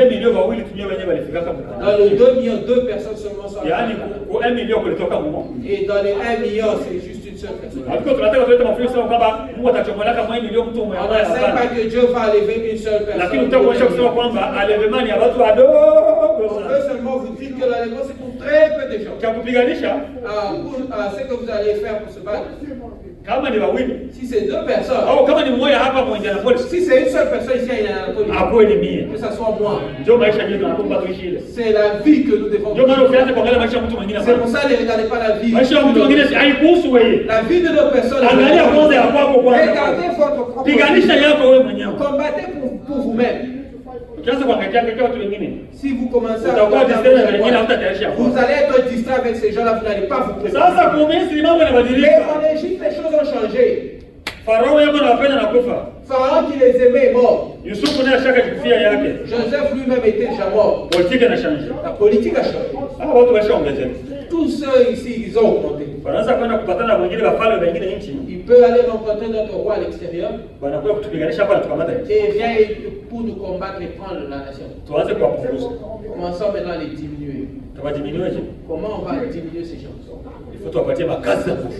Donnons-leur des loutres afin que ceux qui sont des visiteurs qui nous servent. Effectivement, ils ont travaillé durement. Ils ont souffert. Ils sont en train de souffrir, mais ils mettent au monde. Les gens ici continuent toujours à se multiplier. On va les diminuer sérieusement. Maintenant, c'était clair. Tous les garçons commencent à les. Vous savez, quand Moïse était né, il a trouvé ce problème déjà là. Pourquoi tous ces problèmes Dieu commençait à les bousculer parce qu'il voulait les retourner. Il y a des problèmes quand ça vous arrive, Dieu a un plan. Ils avaient déjà oublié qu'ils avaient c'était les enfants qui avaient un endroit où Dieu a promis que Abraham allait les enfants. En Égypte, ils mangeaient le tilapia de l'Égypte. Ils mangeaient le tuxtao. Vous connaissez le tuxtao? Ils oublient. Comment vous appelez l'anglais? Garlic. Garlic. Balikuwa wanaikula kula pana mchezo. Manger le garlic sérieusement. Haiko mimi vile kuna nasema. C'est pas moi qui a dit cela. Sasa wakati walifika jangwani walikumbuka. Parce que quand ils sont arrivés au désert, ils se sont Sasa ile Egypte ilikuwa tunakula samaki. En Égypte, on mangeait les poissons. Wakati walikuwa wanakula samaki hapo walikumbuka kurudia tena Kanaani. Quand ils mangeaient les poissons, ils ne pouvaient plus se rappeler. Mungu alibidi watingize. Il fallait que Dieu vienne les bouger. Ili kwamba basi kulalamikia Mungu. Comme ça, ils vont commencer à crier. Na basi kulalamikia Mungu. Et effectivement, ils ont commencé à crier. Ndio wakati Mungu alikutana na Musa alimwambia. C'est pour ça quand Dieu a rencontré Moïse, il a dit. Message ilikuwa la conférence avec Dieu. Le message était la conférence avec La conférence avec Dieu. La conférence avec Dieu. Kuna mtu ambaye alifanya mkutano na Mungu. Il y a quelqu'un qui a fait la conférence avec Dieu. Musa na Mungu. Moïse avec Dieu. Walifanya conférence. Ils ont fait une conférence. Chini ya mti pale. En bas de arbre. Kwa mulima pale. À la montagne. Sujet ilikuwa ni moja. Un seul sujet. J'ai entendu le cri de mon père. Minasikia kilio cha watoto wake. Amen. Kama leo Mungu anaweza kunatanga sisi alisikia kilio chetu na Si Dieu venait aujourd'hui nous dit qu'il a écouté les cris de ses enfants. na uamini kwamba anasikia kilio chako. Et croyez qu'il a écouté vos cris. J'ai écouté les cris de mon peuple. Minasikia kilio ya watu wake. Et je suis descendu. Na minasuka. Hallelujah. Ile wakati Mungu anaongelea kwa kijiti cha moto kiko kinawaka. Au moment qu'il causait alikuwa katika buisson. Il était dans la buisson qui Iko naongea. il parlait. Anaambia Musa nimeshuka ili kwamba Il ndio kwa disait à Moïse, je suis descendu pour les J'ai sauver. entendu le cri de mon peuple, je suis descendu. Minasikia kilio ya watoto yangu, minashuka. Mungu anasikia kilio kutoka na anashukaka. Dieu a écouté les cris de ses enfants et il est descendu. Sasa wakati anakuja Et quand il est venu, kurudia sasa ilikuwa ni mambo nani? pour rentrer, c'était un problème. Unajua habari hizi mambo na mapigo ilifanyika kwa Egypte. Vous connaissez l'histoire comment les fléaux ont frappé l'Égypte. Mzao wa Ibrahim anachukua kwa katika utumwa. La postérité d'Abraham s'est retrouvée sous l'esclavage. Sasa kurudia inakuwa ni shida. Et pour rentrer, c'était devenu un problème. Farao tena hapendi. Farao anapenda wateseke kule lakini basitoke. Pharaon voulait qu'ils souffrent là-bas mais qu'ils ne sortent pas. Sababu ni watumishi yake. Parce que ce sont ses serviteurs. Sababu mpaka kupigwa na mwisho akaruhusu watoke. Et après être frappé, il a fini par laisser qu'ils sortent. Wakati wanaanza aenda Et safari. quand ils ont commencé à partir. Bali wakubwa yake wa majeshi walikuwa mwambia mnawacha waende. Et ces magistrats et ces grands ont dit, mais tu les laisses partir. Haiko vizuri basi waende ifutu wapiganishe tu watu. C'est pas une bonne chose que tu les laisses partir, on doit les Unajua namna frapper. gani Farao alikwenda kushia njia. Vous savez comment Pharaon est parti finir au bout de la route. Ile wakati Et en ce moment-là, mlango ilikuwa imefungwa. et la porte était fermée. Kwa sababu wakati ile anaanza kutoka, Parce que quand Israël sortait, anajua kama baisha mwachilia. il savait qu'on l'a laissé. Iko munjia, Il est en chemin. bo benyewe hawayuji. Et il ne savait pas le chemin. Kwa sababu Mungu mwenyewe alikuwa katika uzo wa moto kwa uongozi. Parce que Dieu lui-même était dans la colonne de feu pour les conduire. Sasa wanafika nafasi hapo inaitwa Kumeli Rouge. Ils sont arrivés à la mer Rouge. Moïse tutavukaje sasa? Moïse, comment allons-nous traverser? Kule nyuma sasa wenyewe walitoka. D'où ils sont venus? Farao ndio mwisho unawacha waende. Pharaon est en train de dire, mais tu les as laissés partir. Twende tuwarudishe warudie tu. Alors le faire retourner. Wanajikuta wako mbele kuko bahari. Ils se sont retrouvés devant la mer Rouge. Nyuma kuko Farao na majeshi yake. Derrière, il y a Pharaon et son armée. Mlango inafungwa. La porte était fermée. Lakini ahadi iko pale. Mais la promesse est là. La postérité postérera les portes de ses ennemis. Ah, Mzao wako watamiliki milango ya adui. Hata mlango iko pale watamiliki, wataiteka tu, Même s'il y wataishinda. a une porte là, ils vont le vaincre. Ile mer rouge ilikuwa ni mlango yenye kufungika La pale. mer Rouge était une porte qui est fermée. Itafungukaje? Mungu mwenyewe Comment aliahidi ça va ataifungula. s'ouvrir? Le Dieu qui a promis va ouvrir ça. Oh, tunampenda Mungu wetu. Oh, on aime notre Dieu. Balianza kulalamika na Musa mwenyewe alalamika. Et il criait, même Moïse criait. Mpaka Mungu akamwambia pourquoi crier? Jusqu'au point où Dieu a dit, mais pourquoi tu cries pas? Ndio uko na neno, uko na lalamika kwa nini? Sœur, tu as la parole, mais pourquoi tu cries pas?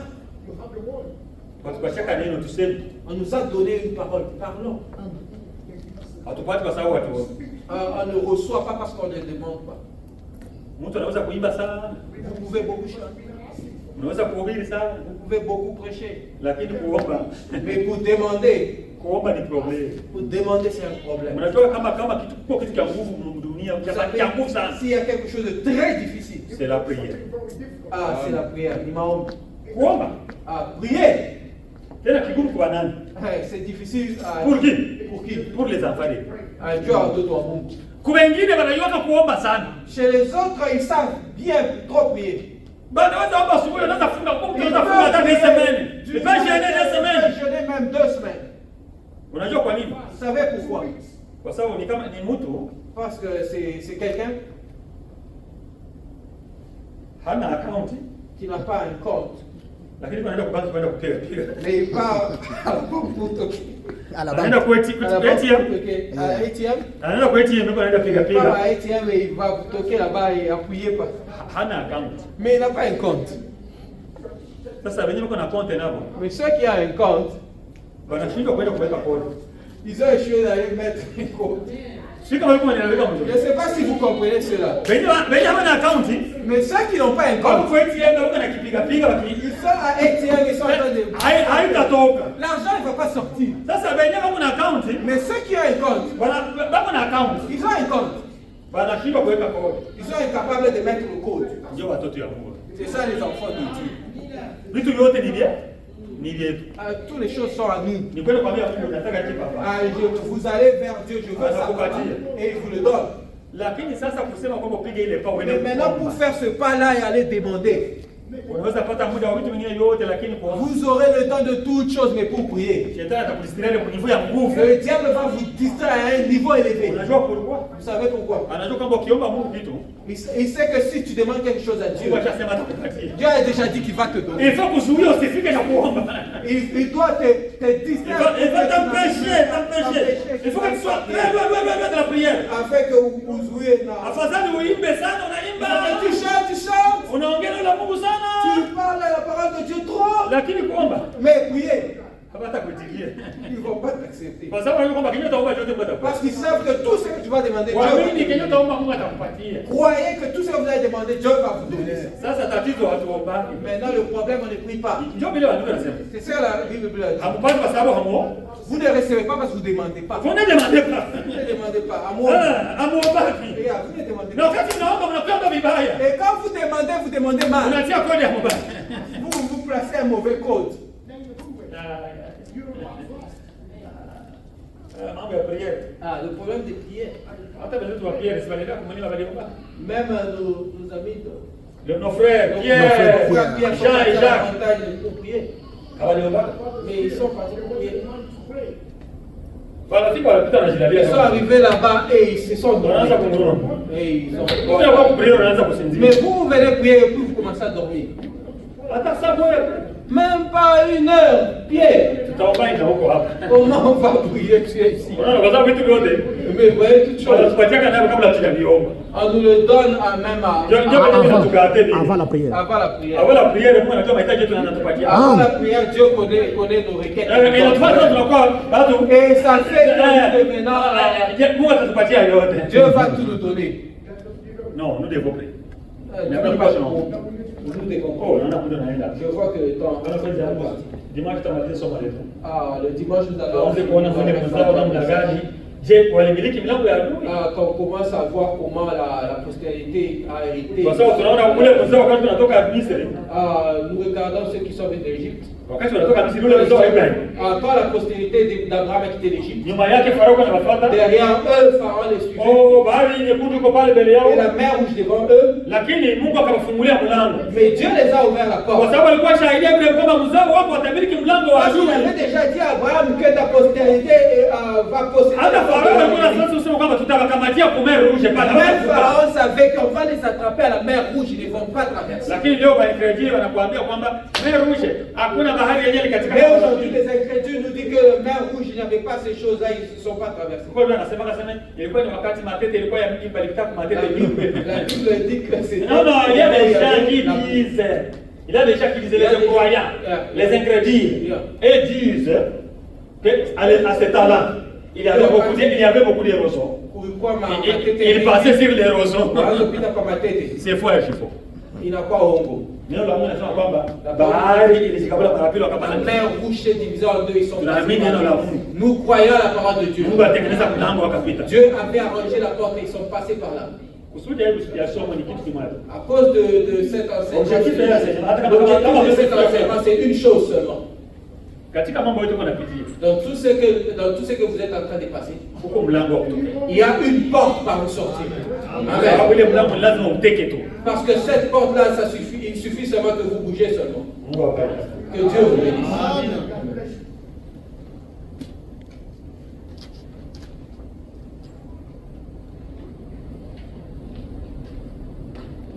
Ndugu, unaweza kutuletea kawimbo kadogo mama?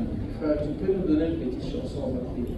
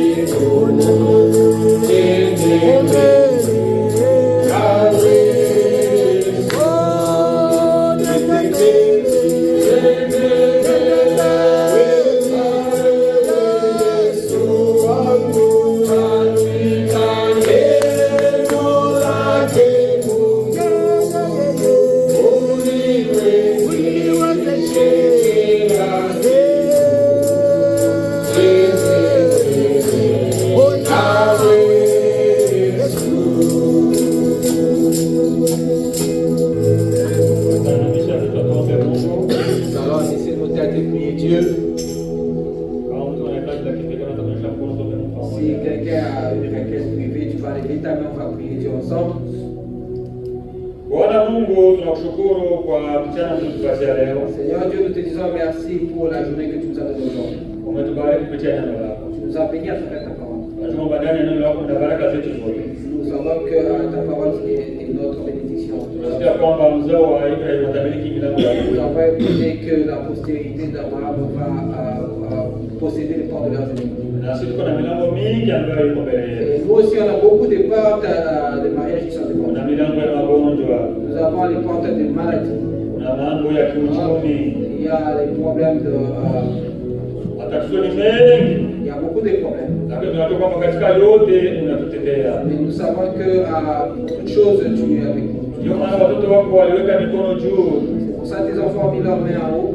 Nyuma ya kila mkono kuna hitaji. Derrière chaque main, il y a une requête. Nyuma ya kila mkono kuna mlango ambao unataka upate Derrière kushinda. chaque main, il y a une porte que tu veux qu'ils Kubali tufungulie watoto wako milango, Yesu wangu, ouvre les portes pour tes enfants, Jésus-Christ, ili kwamba furaha itakuwa katika watoto wako. afin que la joie soit dans le cœur de tes enfants. Sisi tunaomba tunajua kwamba utatenda makubwa katika Nous kila prions et nous voyons que tu vas agir. tunataka kurudi Yesu wangu, Nous voulons retourner notre Jésus. kurudi na kila mmoja wetu. Retourner avec tout un chacun de nous. Usikubali turudi kama vile tulikuja. Car on ne rentre pas de la manière dont nous sommes venus. Tulikuja na madhaifu. Nous sommes venus avec la Usikubali découverte. turudi na madhaifu yetu. Donc ne permet pas qu'on parle. Tulikuja na uchafu, usikubali turudi na Nous uchafu. sommes venus sales, nous ne voulons pas rentrer sales. Tulikuja baba wagonjwa, usikubali Nous turudi na sommes venus magonjwa. malades, nous ne voulons pas retourner malades. Naamini kwamba wewe ni mfalme wa falme, utatenda Je crois que makubwa. toi tu es le roi de rois, tu vas nous faire des grandes Amani choses. yako na salama yako irudi na kila mmoja Que wetu. la paix retourne avec tout un chacun de Ni nous. kwa jina la Yesu Kristo. Sur notre Seigneur Jésus. Amen.